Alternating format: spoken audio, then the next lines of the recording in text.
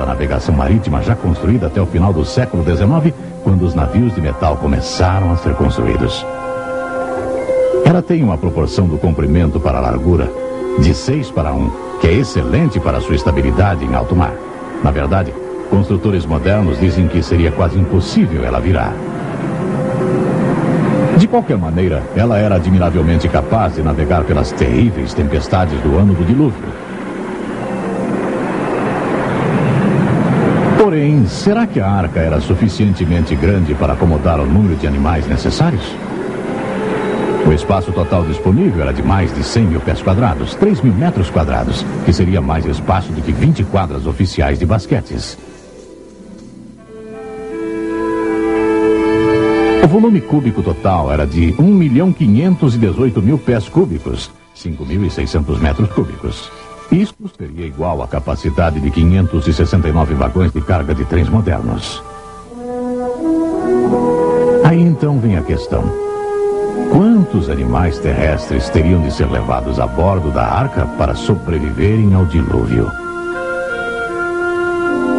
De acordo com Ernest Mayr, o líder americano em taxonomia, existe 1 milhão de espécies de animais no mundo. Contudo, a vasta maioria deles são capazes de sobreviver na água e não necessitariam ter sido trazidos a bordo da arca. Noé não precisou fornecer abrigo para as 21 mil espécies de peixes, nem para os 1.700 tunicado, nem os 600 equidermes, incluindo as estrelas do mar e ouriços do mar, nem os 107 mil moluscos, tais como os caramujos, mariscos e ostras, ou os 10 mil selenterados, como os corais e croides, as anêmonas do mar e águas-vivas, ou as 5 mil espécies de esponjas, ou os 30 mil protozoários, que são as criaturas unicelulares. Além disso, alguns dos mamíferos eram aquáticos. Por exemplo, as baleias, as focas e os golfinhos. Nem todos os anfíbios teriam que ter sido incluídos. E nem todos os répteis, como as tartarugas marinhas e os crocodilos. Além do mais, grande número de artrópodes, em número de 838 mil espécies, tais como as lagostas, os camarões e os mini-crustáceos, os siris e as cracas são criaturas marinhas. E as espécies dos insetos entre os artrópodes são geralmente muito pequenos. Também muitas das 35 mil espécies de vermes, bem como muitos dos insetos, poderiam ter sobrevivido fora da arca. Os autores Morris e Whitcomb, em seu livro clássico O Dilúvio de Gênesis, afirmam que não mais do que 35 mil animais individuais precisaram entrar na arca. Sejamos generosos e acrescentemos um número razoável para incluir os animais extintos e depois mais alguns para satisfazer até mesmo os mais céticos. Vamos calcular que 50 mil animais estavam a bordo na arca. É claro que esses não precisavam ser os animais maiores, nem os mais velhos. Vamos lembrar que só existem poucos animais bem grandes, como o dinossauro ou o elefante, e esses podiam ser representados por adultos jovens.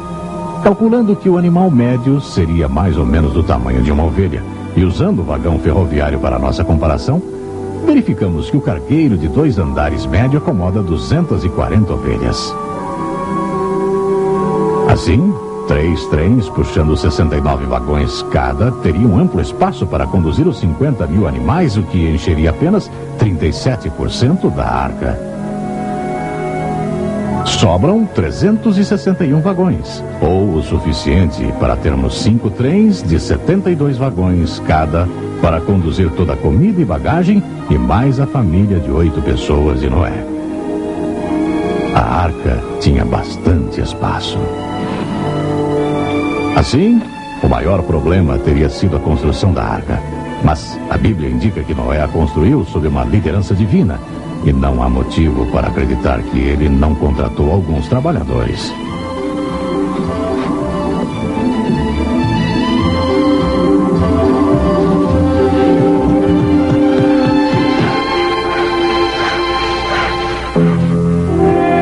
enorme problema apresentado por algumas pessoas seria o recolher dos animais de cada espécie terrestre e trazê-los para dentro da arca. Contudo, o relato de Gênesis indica que foi Deus que reuniu os animais e os trouxe a Noé dentro da arca 2 a 2.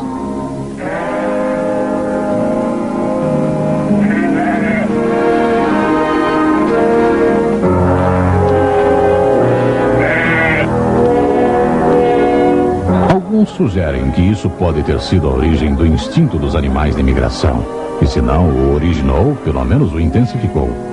Nós também sabemos que a maioria dos animais possuem a habilidade de detectar o perigo e se moverem para um lugar de segurança. Muitos sugerem que os problemas de Noé realmente começaram a partir do ponto em que todos estavam a bordo. Com apenas 8 pessoas para alimentar, dar água e fornecer ar fresco e sanitização para a imensa coleção de animais selvagens por um total de 371 dias. Porém, vários cientistas sugerem que os animais entraram em um tipo de dormência.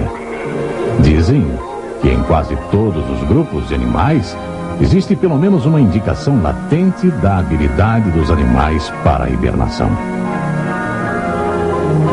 Provavelmente, essas habilidades foram intensificadas sobrenaturalmente durante esse período.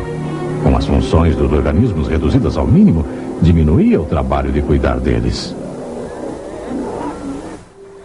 Deparamo-nos, pois, com a questão: de onde veio a água?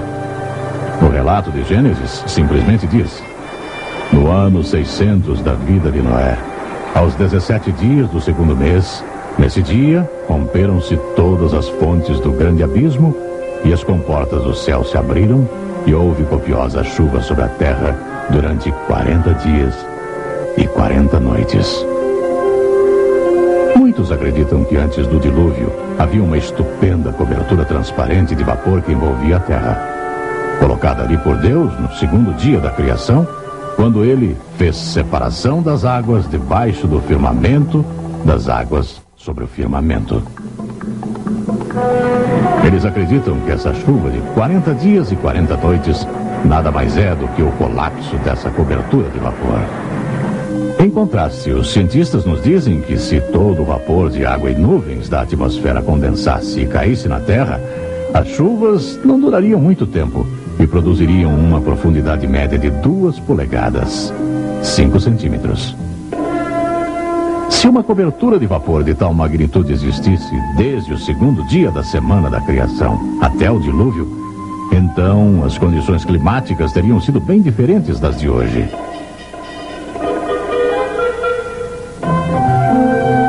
Quando a Bíblia se refere a essa era, ela fala de coisas que as pessoas pré-diluvianas nunca tinham visto.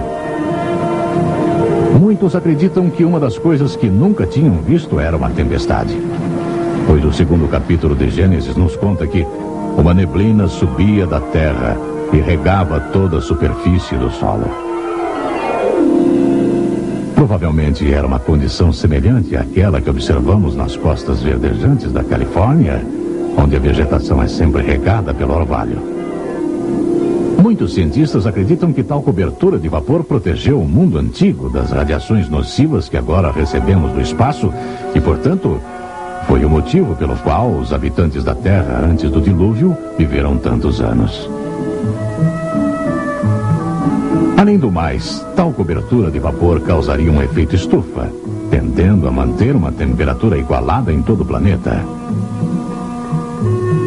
Já é um fato bem conhecido pelos registros fósseis que plantas e animais tropicais viveram por toda a Terra, inclusive onde agora temos as regiões dos polos. Só depois que as comportas do céu se abriram e as águas caíram sobre a Terra é que a Bíblia fala de grandes ventos, o que implicaria em diferenças de temperaturas significantes entre as regiões polares e tropicais pela primeira vez. Nessas regiões polares, onde plantas e animais tropicais viveram em abundância um dia, de repente começaram a acumular imensas massas de neve e gelo, o que deve ter resultado na grande era glacial depois do período do dilúvio. Mas as águas do dilúvio não vieram só de cima. Até ainda mais espetacular, reservatórios de água subterrâneos cuspiram água para fora.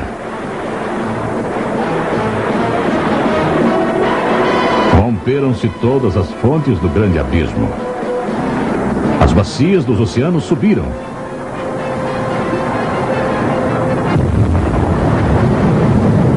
Havia enormes explosões expelindo vapores e rochas derretidas.